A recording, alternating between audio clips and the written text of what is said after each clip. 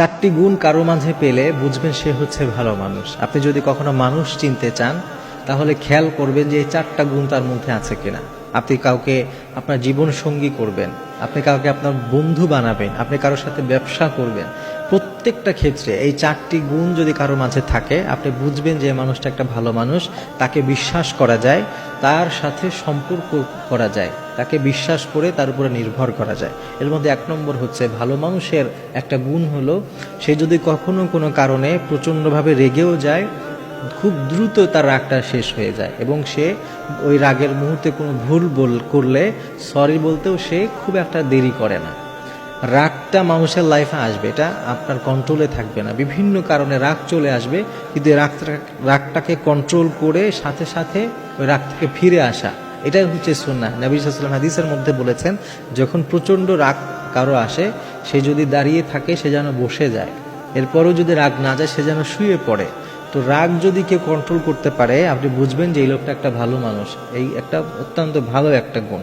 এরপরে 2 নম্বর হচ্ছে যেই মানুষটা ভালো তার একটা চমৎকার গুণ হচ্ছে তার মাঝে কাউকে ঠকানোর চিন্তা কখনো আসে না। সে কাউকে ঠকিয়ে জিততে চায় না, সে প্রয়োজনে হেরে যাবে কিন্তু কাউকে ঠকাবে না। এই গুণটা যদি কারো মাঝে আপনি দেখতে পান তাহলে বুঝবেন এই লোকটা একটা পিওর খাঁটি মানুষ, এই লোকটাকে বিশ্বাস করা যায়। অনেক সময় মানুষ এমন আছে নিজে জেতার জন্য অন্যকে ঠকায়।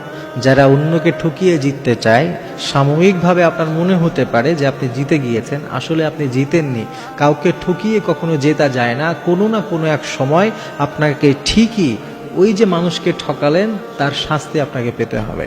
এই জন্য কাউকে ঠকাবেন না ইনশাআল্লাহ। এটা একটা মারাত্মক গুণ যে কাউকে ঠকানোর সে চিন্তা করে না, যদিও সে নিজে হেরে যায়।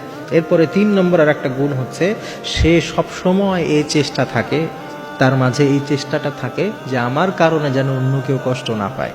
এটা একটা ভালো মানুষের অত্যন্ত চমৎকার বৈশিষ্ট্য, একটা গুণ। আপনি যদি কখনো দেখেন কারো মাঝে এই গুণ আছে যে সে সবসময় তার কথায় তার আচরণে সবসময় সে এই ব্যাপারটা খেয়াল রাখে যে আমার কথায় আমার আচরণে আমার কোনো কাজে বা কর্মে অন্য একটা মানুষ যেন কষ্ট না পায়। যদি এই গুণটা কারো মাঝে থাকে তাকে আপনি চোখ বন্ধ করে বিশ্বাস করতে পারেন, কারণ সে একটা অত্যন্ত ভালো একজন মানুষ হবে। আর 4 নম্বর হচ্ছে যেই মানুষটা নিজে অন্যকে হেল্প করতে গিয়ে নিজেই বিপদে পড়ে যায়। অনেক সময় আছে দেখবেন ভালো মানুষের এটা একটা গুণ যে অন্যের দুঃখ অন্যের কষ্ট সে সহ্য করতে পারে না, আগে পিছে কি হবে কোনো কিছু চিন্তা না করে সে তার বিপদে এগিয়ে আসে, হেল্প করতে ঝাঁপিয়ে পড়ে, এরপরে সে নিজে একটা বিপদে পড়ে যায়। তো এই 4টা গুণের কথা যে বললাম, এই 4টা গুণ হচ্ছে ভালো মানুষের গুণ। এই গুণগুলো আমরা নিজেরাও আমাদের হৃদয়ে আমাদের স্বভাবে আনার চেষ্টা করব। আর আপনি আপনার যাপিত জীবনে আপনার চলার পথে যদি কখনো এমন মানুষ পেয়ে যান যার মাঝে এই 4টা গুণ আপনি দেখেন, তাহলে ইনশাআল্লাহ তাআলা আপনি তাকে বিশ্বাস করতে পারেন, কারণ সে হচ্ছে একজন